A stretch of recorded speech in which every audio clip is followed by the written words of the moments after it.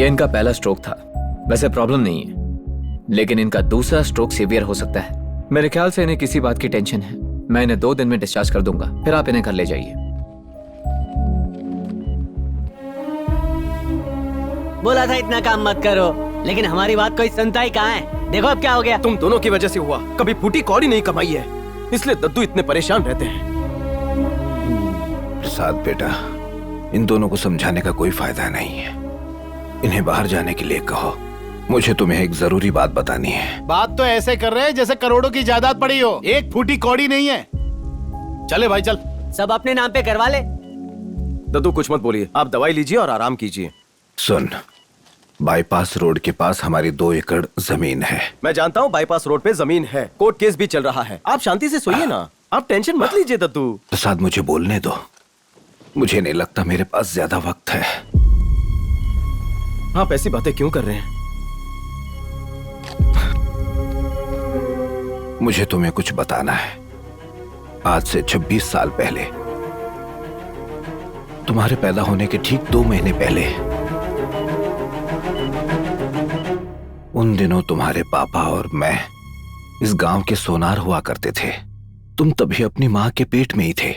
पता है, उस वक्त ग्राम पंचायत ने मंदिर के पैसों से 1000 ग्राम सोना खरीद के हमें सौंपा था।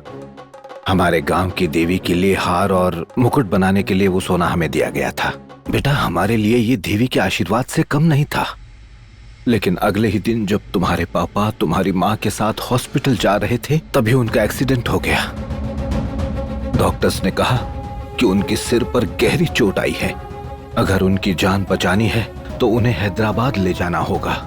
बस बिना देर किए मैं तुरंत उन्हें हैदराबाद के हॉस्पिटल में ले गया। डॉक्टर्स ने कहा कि अगर उनका इलाज करना है तो उसमें काफी पैसे लग जाएंगे। मैं तुम्हारे माँ बाप को किसी भी कीमत पर बचाना चाहता था, लेकिन तब मेरे पास उतने पैसे नहीं थे, ना ही कोई उधार देने के लिए राजी हुआ। आखिरकार हताश होकर मैं देवी माँ के पास पहुंचा और फिर मैंने मंदिर का सोना बेचकर हॉस्पिटल का बिल भरा। डॉक्टर्स ने तो बहुत कोशिश की, लेकिन वो उन्हें बचा नहीं पाए।